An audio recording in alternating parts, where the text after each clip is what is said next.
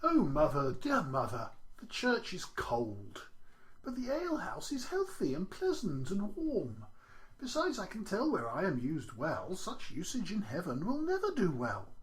But if at the church they would give us some ale, and a pleasant fire our souls to regale, we'd sing and we'd pray all the livelong day, nor ever once wish from the church to stray. Then the parson might preach and drink and sing, and we'd be as happy as birds in the spring.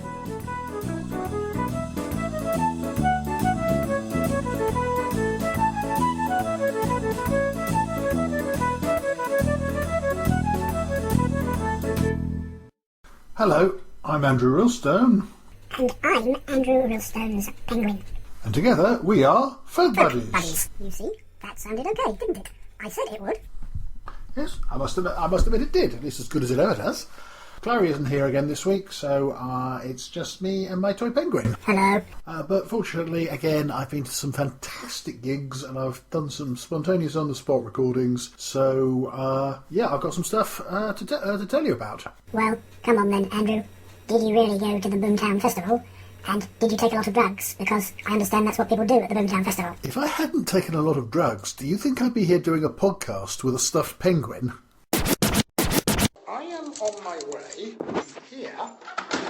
Now, I'm on my way to Circus of Boom, which is a sort of a mini or micro festival taking place at a secret location in Bristol. And by secret location, I mean sort of a disused industrial space in between the gym, the Pentecostal church, and the car dealer on Dean Street. So it's not secret anymore. But they didn't announce it straight off. I don't know what I'm letting myself in for. I really like two of the groups, which is where I'm going.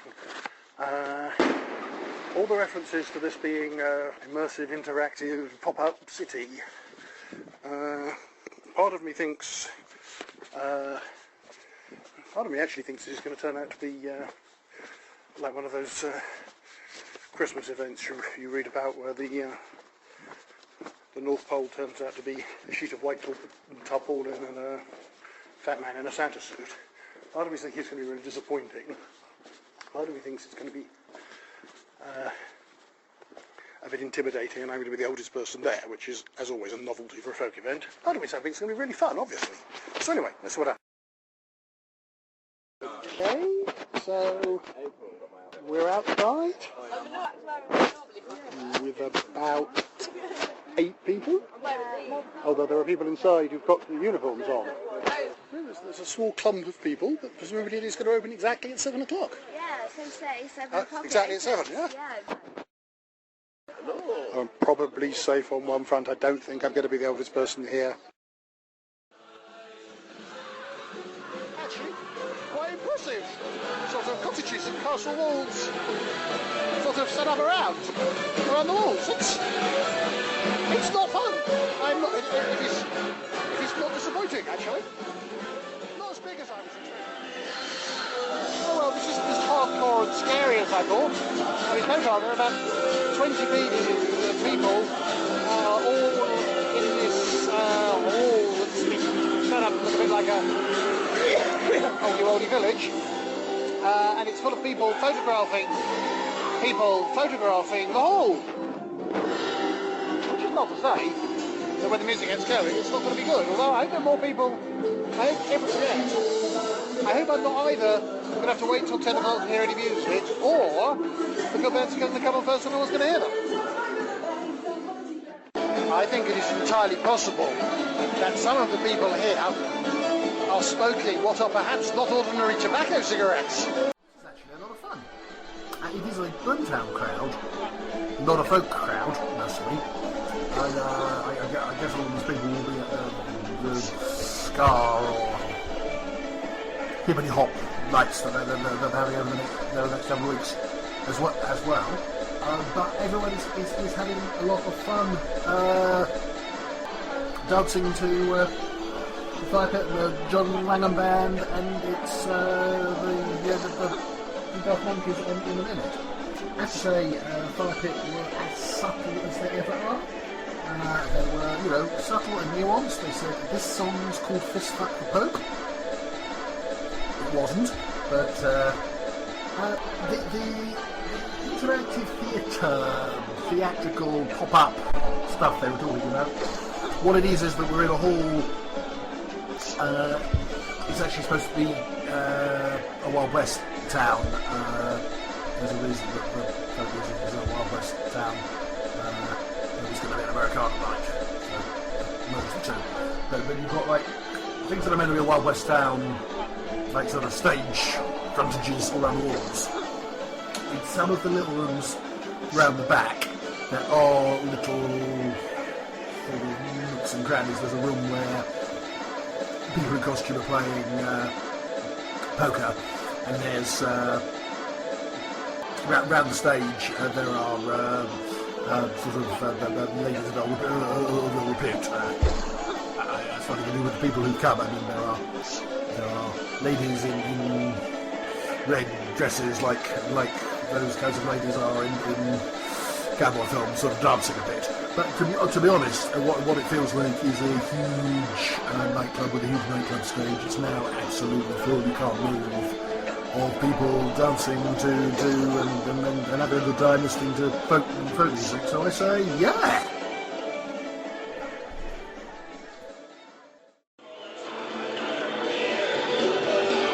They're playing the Pogues or someone like that, singing "We'll have a drink, you bastards," which is a good song. But there's no beer at the bar!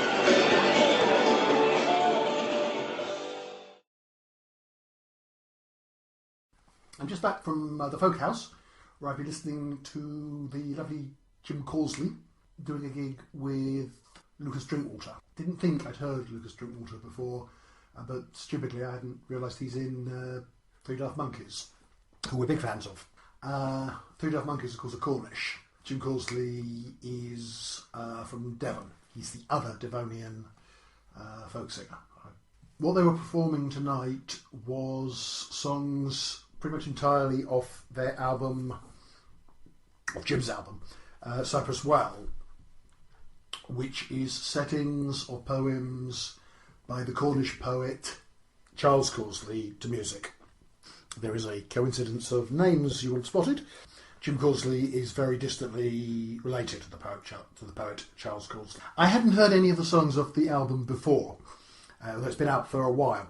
It was recorded apparently in Charles Causley's cottage, which, when Jim Causley was there doing the recording, was pretty much unchanged from when the poet died about a decade ago. Although apparently now, he said, some of the things have been moved so that it's being turned into a writer's retreat.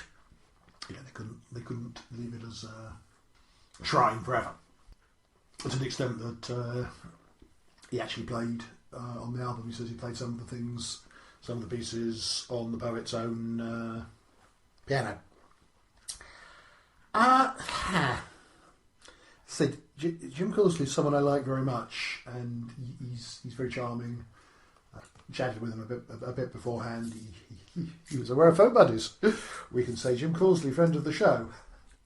I truthfully found the evening quite hard to engage with. I'm not especially familiar with Charles Causley's poetry. I know Timothy Winters, of course. I know one called The Bread Man, a religious one that they didn't attempt to do on the album. I know the incredibly morbid one that Phil Beer does a version of, in which Father Christmas and Herod are the same person, which, not unnaturally, Jim Causley didn't attempt to do another version of. But no, I'm not especially familiar with the poetry. Trouble with setting poetry to music is that, in a sense, the music is already there in the poem, in the words of the poem. Even a very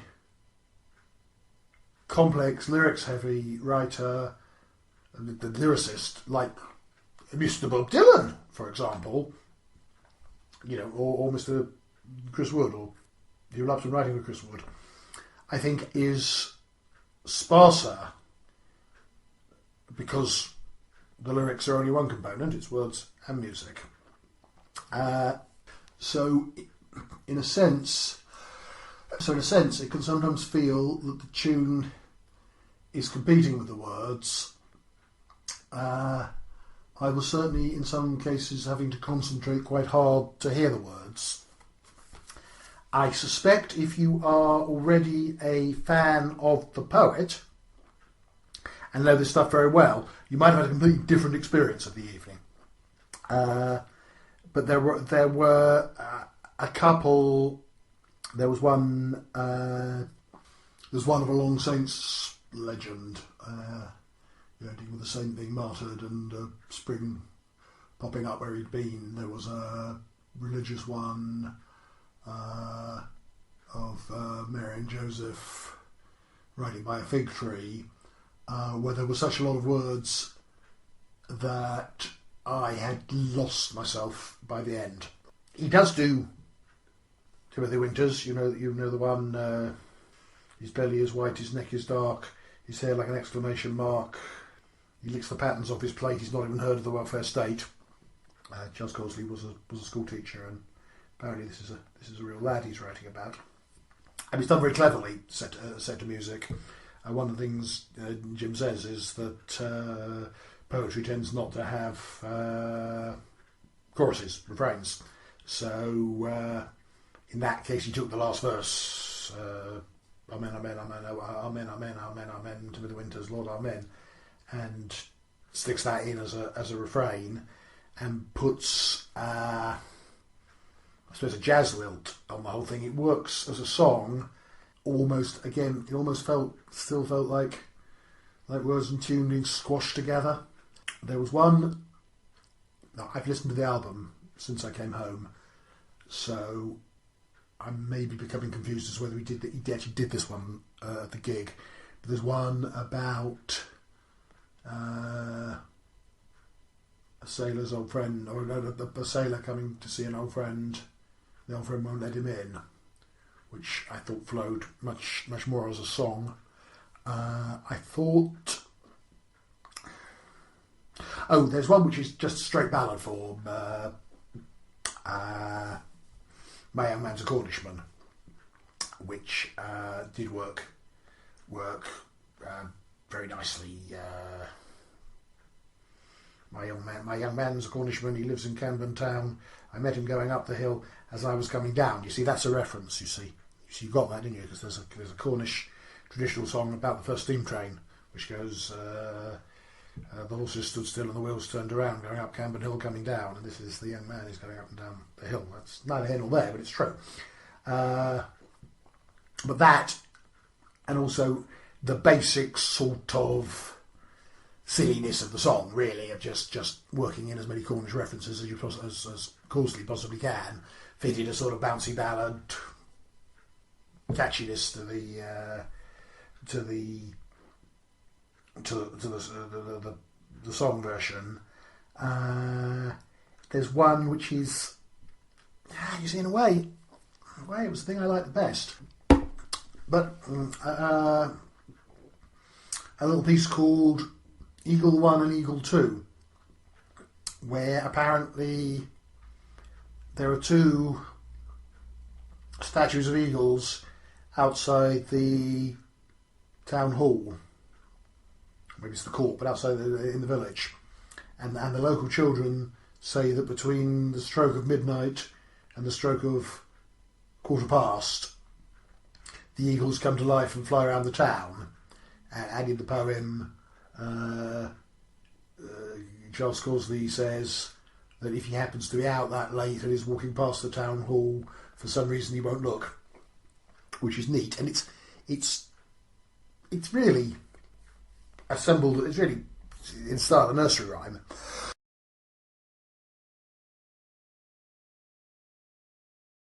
Turns up often in anthologies of children's poems, but Jim Causley gives it quite a dark, quite a sinister tune.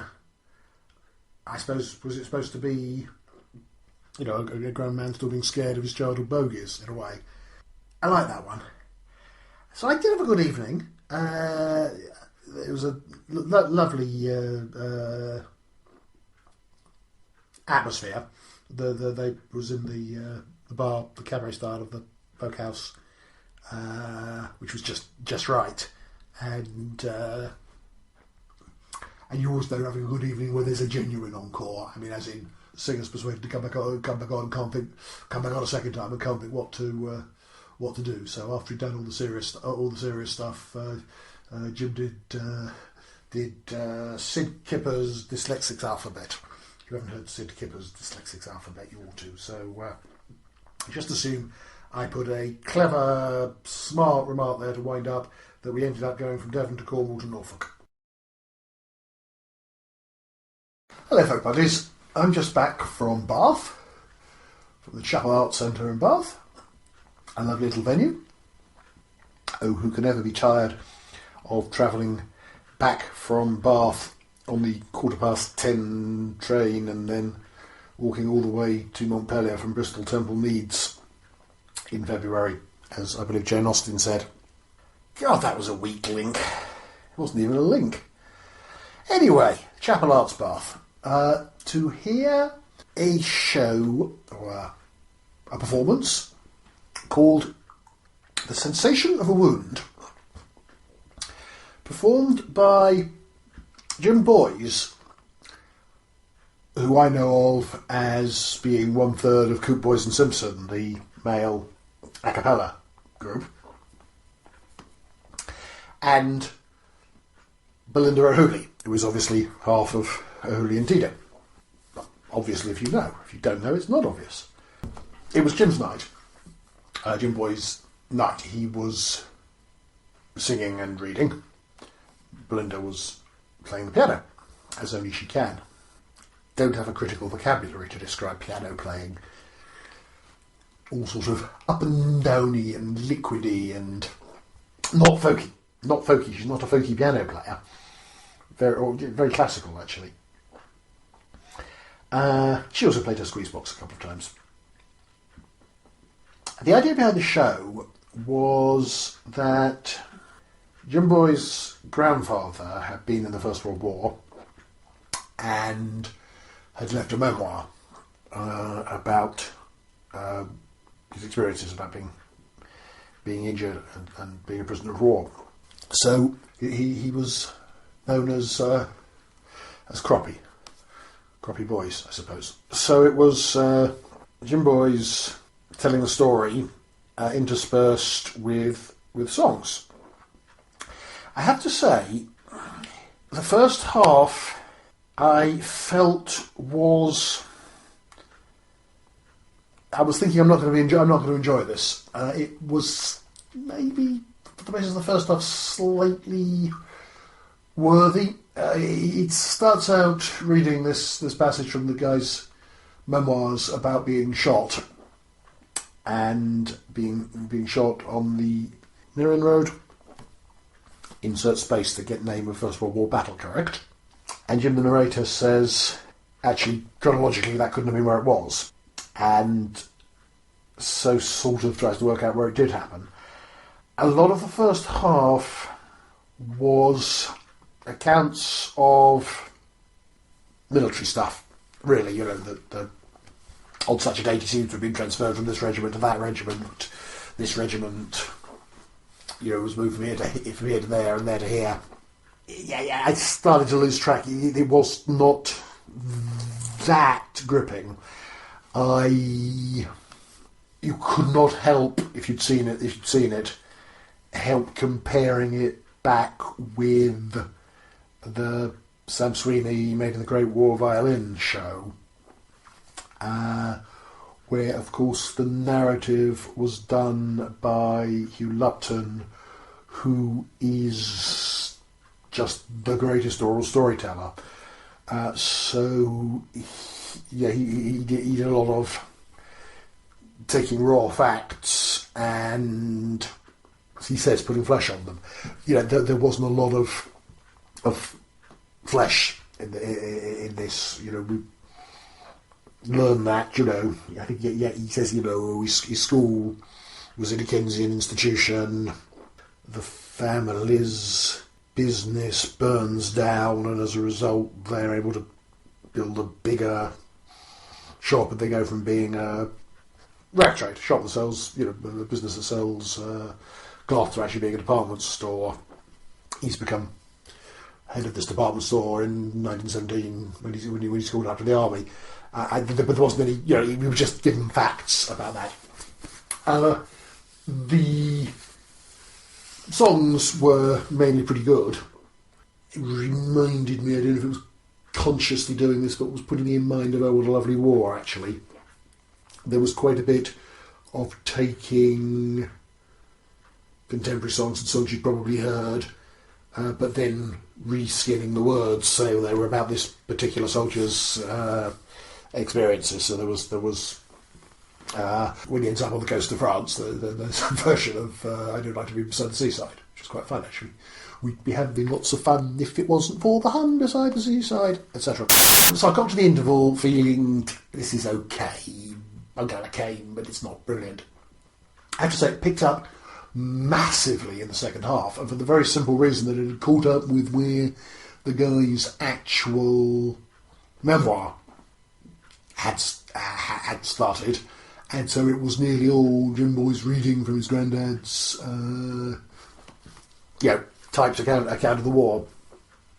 I say typed because there was the obligatory PowerPoint. They were projecting pictures and pages from the manuscript and the lyrics of the songs, which actually, discuss. They're like subtitles at operas, isn't it? Some people say it takes your attention away from the face of the singer, but in other ways it meant you didn't miss any of the words. And this guy's account of the war, the first-hand memoir, is actually very powerful. What happens is it's actually an interesting story that he's shot, he's shot in the back, he's very seriously wounded. His comrades leave him, or he tells them to go and save themselves. He's left on a stretcher in no man's land. But he's found by the Germans, taken as a prisoner of war, and the Germans are actually pretty nice to him. They're pretty, they're okay with their prisoners of war. So he ends up in internment camps, and eventually gets home. So some of that narrative was really very nice. There's a very nice moment where they've taken all his clothes. He's actually taken over the German border. I think, wrapped in a blanket. They then give him some inappropriate clothes, some breeches and a greatcoat, but no shirt. And one of the other prisoners of this internment camp hospital gives him a shirt, gives him his spare shirt, and these people have got nothing, and that's sort of interpreted in quite a touching song, which is alluding to the Last Judgment, the sheep and the goats in the Bible. Jesus saying, "I was naked and you clothed me," and apparently this soldier, when he came back, the grandfather of the guy's story, it is, was a very devout primitive Methodist local preacher. He said, so that fitted in very well. It was a touching song. It wasn't affected, but it was nice. I spoke briefly to Belinda Rahuli afterwards, and she said she hugely admired Jim Boyce and really wanted to be part of this thing. And I think her piano playing really worked with it, because I know him as part of Cook, Boyce and Simpson, which is close harmony. He doesn't have the physically strongest voice you've ever heard when he's just him singing, and it's quite unadorned, his singing style, and that, alongside her very, to use the technical expression, wibbly piano, Yeah, it was great. So, Sensations of a Wound, Glenda O'Hooley, Jim Boys, if it comes somewhere near you, go and listen to it. Get me LP. LP? LP? Let's get the LP and play it on your gramophone. I meant, download the thingy from the interwebs. You know what I mean? Listen to it. It's good. It's good.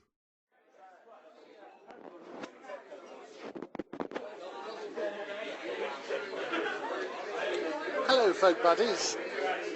I'm back in the Port of Call, or as I'm starting to call it, my favourite venue in Bristol. I suspect the audience is very much divided here into people who are here to hear Hobo Jones and people who are here to hear Gaz Brookfield. I'm here to hear both of them, so that messes up my theory. Hobo Jones and the... See, I do that every time. Hobo Jones and the Junkyard Dogs are the act who open and in fact partly curate the Avalon tent at Glastonbury. And they're appearing in my local. You see, you don't live in Bristol and I do. Gaz Brookfield, who is a fantastic singer-songwriter in a... How would I describe Gaz Brookfield?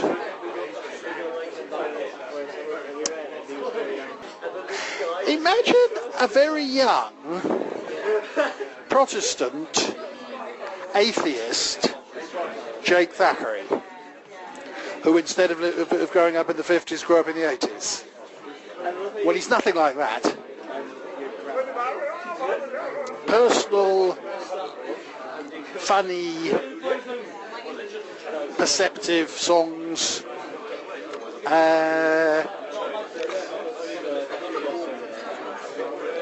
often tending towards not punk, although he talks about liking punk music, but tending towards rock, tending towards being pretty slapping the guitar, put it like that. The last time I saw him, he broke a string. Well, that's, proves anything. I'm a very big fan of him, and if you're a very, very big fan of him, listen to the Monty Awards, unless the Monty Awards have already gone out, because, yeah. Anyway, I'm reviewing the act before I've seen it. The reason I'm reviewing the act before I've seen it is that actually I heard Gaz Brookfield last night. I thought, sorry, I've already bought the ticket, so I'm going to go. So I booked a ticket to hear him in Bath yesterday in the wonderful Chapel Arts Centre, and then about 3 hours before I went, I saw he was doing a free gig in the Port of Call, which is frankly his more natural venue. He's more a pub singer than a concert venue singer, but along with Hobo Jones, who are the punk skiffle band I like so much from Glastonbury. So I thought, sod it, let's go and hear him 2 nights running. Geek, can you be a folk geek? So yeah, Mr. Hobo Jones finished playing Mama Don't Allow No Guitar Playing Around Here, which is a good skiffle standard, and handed out pots and pans and tin cans and knives and forks and spoons to everyone in the audience and told them to make as much noise as possible in time, which they did. Well, about the in time. Yeah, pretty much with the in time. I have never heard such a racket. I've never heard a pub. That's 2 weeks running, or 2 sessions running. I've been in here where the band has actually turned the pub into a party atmosphere. I mean, amazing. Hobo Jones are always good. I mean, they did the straight Rock Island Line and I forget, but another skiffle standard. They did a lot of silly stuff. There was a call out from the audience to sing Country Boy, which I don't know if we were expecting Paul McCartney or something. My mum listens to this podcast. The song Country Boy was very much in the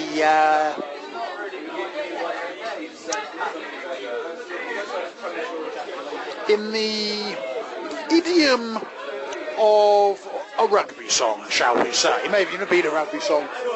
And I just saw the audience just sort of, there was a guy I've just been chatting to on the table who's obviously come with his girlfriend or his mates or something, and was just sort of saying, "Oh, I'm so pleased you brought me. It was so good. It was amazing." And he just sort of collapsed when they went into the first line of Country Boy, which goes, "Oh, come on, stick your fingers in your ears, Mum." It goes, I'm a country boy," and then gets worse and ruder. No, a lot of very ribald innuendo. No, that wasn't innuendo, that was single entendre. But a lot of very ribald banter with the audience. Actually, they're bloody good musicians. I enjoy, but then I always do. I enjoyed it more than listening to the... I heard them in the Avalon Centre, Glastonbury, and they're amazing. Actually, this little pub was better, because it's small and it's intimate, and they're able to talk to the audience, probably sing dirtier ones than they get away with at Glastonbury. Hobo Jones and the Junkyard Dogs, yay! And now it's Mr. Gas Brookfield. I wonder if I like him. I wonder if I like him as much as they liked him last night.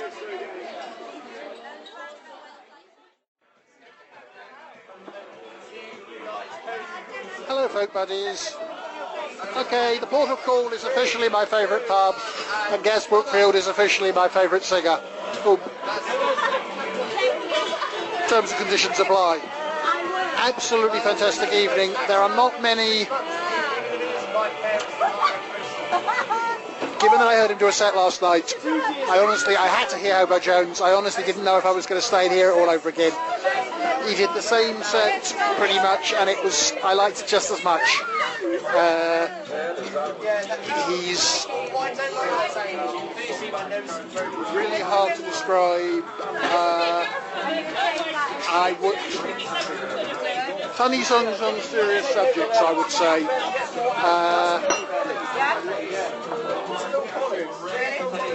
Let's just put it like this.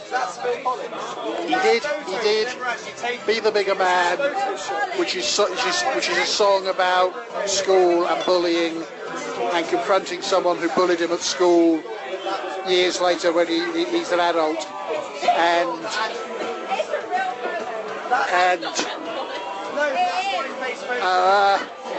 early contender for next year's Onion Award for making the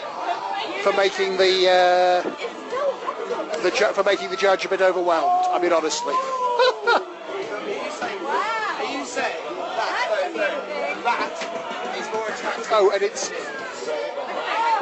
the other two things I have to say is that it's Ben the Landlord's birthday, and in Gas Brookfield's last song we ended up with the landlord crowd surfing.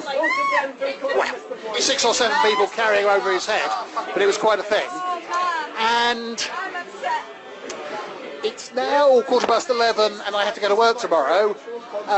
It's past time, and they said, have another drink on us because you're here all the time. This really is the best pub in the world.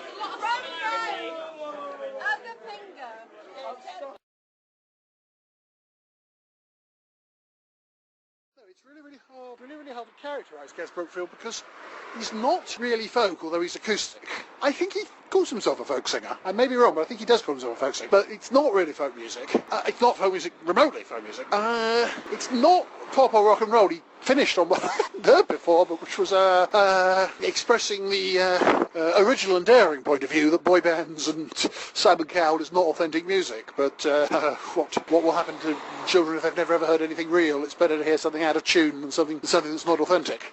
I agree with that. I'm almost slightly inclined to say he's a comedy singer. A lot of his songs are sort of funny. I stick to my view that he's in a tradition of Fred Wedlock and Mike Scott, and in an indirect way Jake Thackeray, but that doesn't work as well because he sings all these fantastically heavy subjects. He sings, he has a song about depression, he has a song about bullying, a song about diabetes.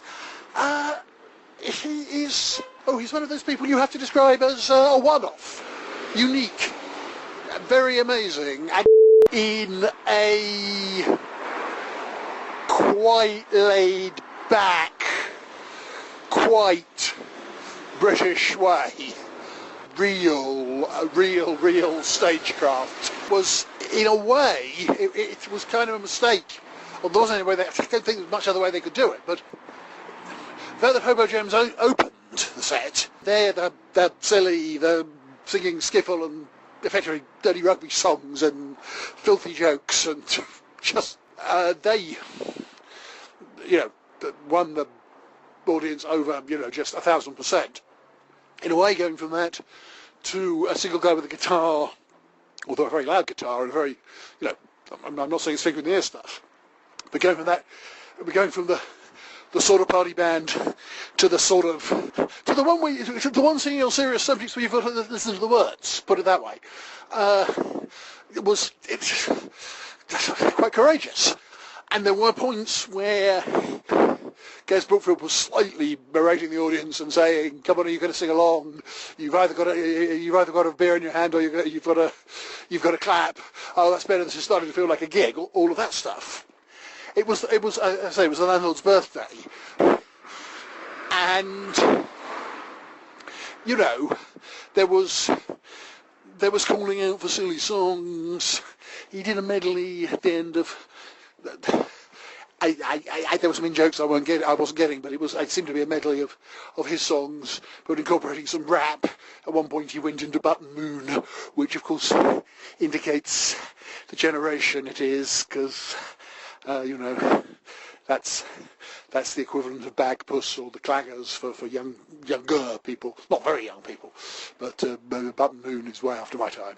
But like there was a point when he was singing his serious, nuanced, thought-through song about religion and being evangelised by an over-earnest born-again Christian in a pub, which he'd had to run past his dad because his dad's a vicar. Very good song. I could critique some lines of the argument, but basically it's a splendid, very good song. And it's an argument song. It's a thesis song.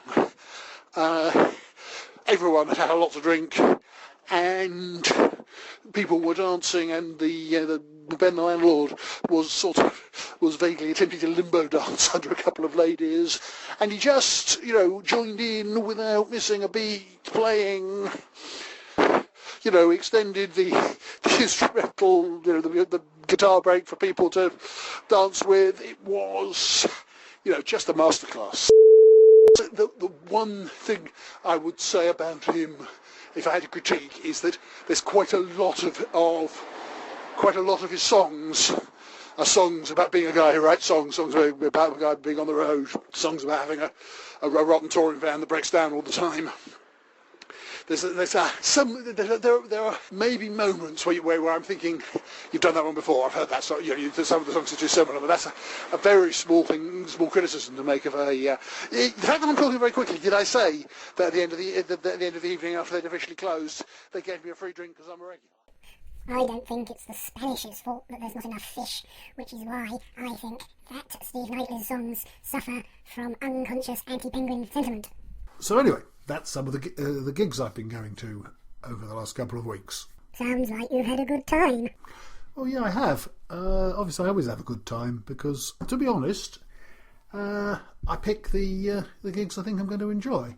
I was just listening to our friend Brian, who likes coffee, on a podcast about coffee. And he was saying he goes to lots of coffee shops, and some he likes and some he doesn't like, but he only writes about the ones he likes, because it would be a waste of his time and everyone else's time writing about the ones he doesn't like. Well, I think I go one better. I only go to gigs I think I'm going to like. I mean, what would be the point of going to something I'm expecting to hate? I mean, no, that's not always true. Sometimes I'm disappointed, aren't I? But no, I've had a really good time. You were in the Port of Call again on Thursday, weren't you? Oh yes, I was. They did a unadvertised or short notice St Piran's Day event. St Piran is the patron saint of Cornwall. He invented tin mining and surfing.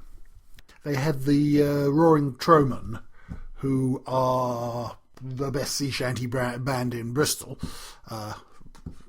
One of the best sea shanty bands I've heard actually.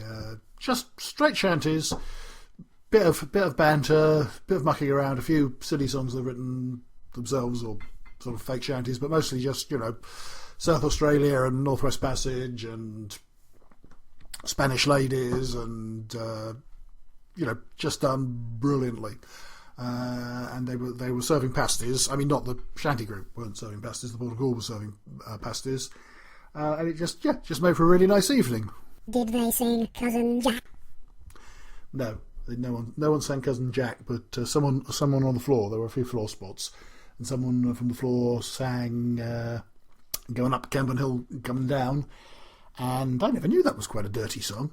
And someone else sang This Is My Cornwall, which I've never heard before, but is apparently another unofficial national anthem of Cornwall. So we all got maudlin for the old country in a way that only people who've never ever lived in Cornwall and have no intention of ever doing so can, but it was fun. And I have to ask, did you make up your mind what to do on the 6th of March? Oh yeah, the 6th of March, that was when they managed to have 3 different folk gigs on at once. You could call it 3 big folk gigs on in Bristol and a guest night at the Down End Folk Club and a pirate night at the same Boomtown thing we were talking about earlier. I went to hear Chris Wood. I was always going to go and hear Chris Wood. I've heard Martin Carthy just before Christmas, and yeah, much as I like Julian Tito, and much as I would like to hear Lady Masery again, no, Chris Wood is my folk hero. Yeah, it was an interesting evening as well. In a way, I'm glad I went. In a way, let's say I'm glad Clary didn't go. Who's Clary? She was your predecessor. She's the person we have on the programme when you can't come. Because it was in, I've never been in there before, but St Stephen's Church, which is a church right in the centre of Bristol. Which, ought to be is a nice venue for hearing music and hearing people like Chris Wood. And although Chris Wood, his most famous, one of his most famous songs is his Atheist Spiritual, but he always tells stories about how his first, foray into music when he was a kid, he was a choir boy. In fact, he told a story tonight about how on his first ever musical gig at the age of 9, he distinguished himself by wetting himself in Canterbury Cathedral. He didn't moderate his language because it was a church, I have to say, but that's all right. And the church had a little cafe, so it's the first time in my life I've ever opened a can of beer in a church. Yes, and good old Chris Wood, very very politely, fairly politely, after one of his songs said, and if someone couldn't open a can of beer during the next song, that would be great. However, it was very cold. The church heating had gone down. I assume the church heating had gone down. I mean, I assume there was supposed to be church heating. They put a couple of sort of radiators up on the stage for Chris Wood's benefit. There was a support. Paul Armfield, who I've never heard before or never heard of. I have 2 of his CDs here. I will report in more detail when I've listened to them on a single listening to his 4 or 5 songs last night. He was very good. I wouldn't call him folk. I don't know what I would call him. It was almost theatrical, almost like on some kind of hinterland between musical comedy and opera. That doesn't describe it at all. I mean, at one point he was playing a musical saw. I think the blurb call him a whatever that French word is that means a bit like George Bresson. That will probably be anyway. It's very good, but the point of this was that the radiator's up on the stage. He did his act. There was an interval, and during the interval, the radiators went off, and it transpired that the church electricity had tripped out. So the point at which Chris Wood came onto the stage, there was some lighting, but there was no. He couldn't plug his guitar in, he couldn't plug his mic in, and words like "what a trooper" and "spirit of the Blitz" kept being invoked, because he hardly missed a beat. He sort of said, "Oh well, I'll do this acoustic." I think very cleverly, actually, because I know he never has a set list. Started with Young Randall, better to have toads for your meat than to eat of the wild, wild berry, which is a very quiet song, and I think he did that deliberately to actually force the audience to be quiet and listen to him. Oh, to tell the audience, told people to come up and sort of sit on the stage so they could hear him properly. They did get some of the electricity working again, but one of the loudspeakers are completely fused. And he was, I feel really sorry for the sound man. I mean, it was just, it's how to deal with something that's gone wrong. It was very cold. We had to put our coats on in the second half. It was really, really a bit Arctic. It was a Chris Wood set. I always enjoy Chris Wood. He didn't do too many of his big numbers. He did My Darling's Downsized. The thing I would say is that he was trying out some new songs I haven't heard before. He did something about learning to swim, called The Shallow End, and something which, well, the refrain was "There's so much to defend." I don't know if that's the title of the song, and something which he didn't have a title for, but was about watching local football matches. 3 very good songs, much more like the most recent album, None the Wiser, than his older stuff.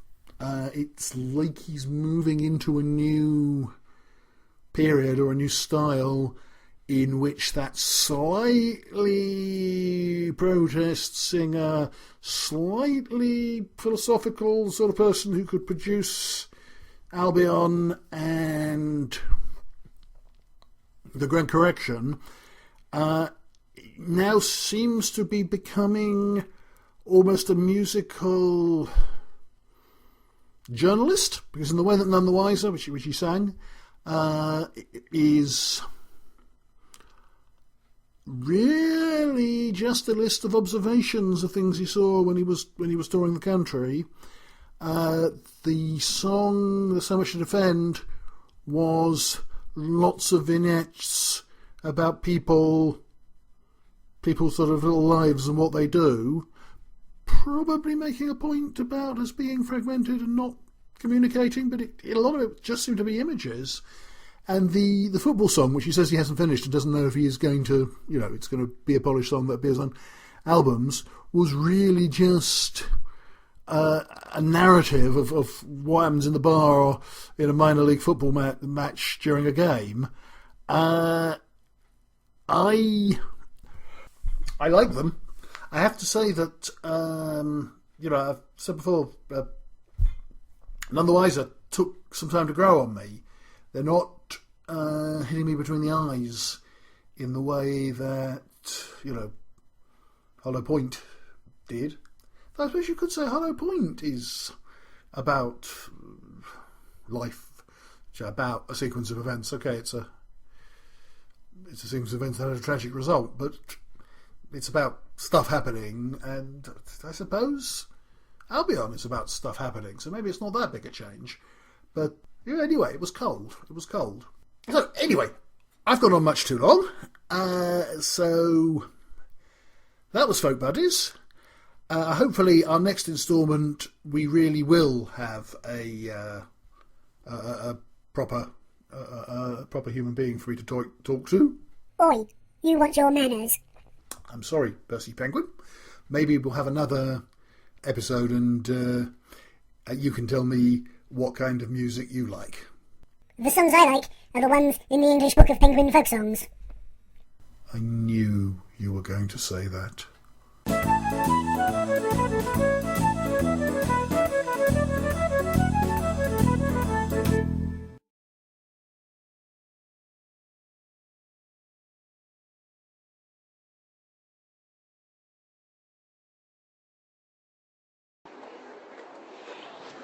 And they danced,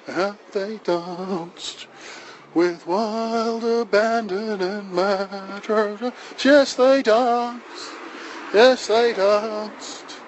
to the sound of nothing at all. And they went round, with wild abandon and a kiss like a dee-dee-dum, da-dee-dum, to the sound of nothing at all.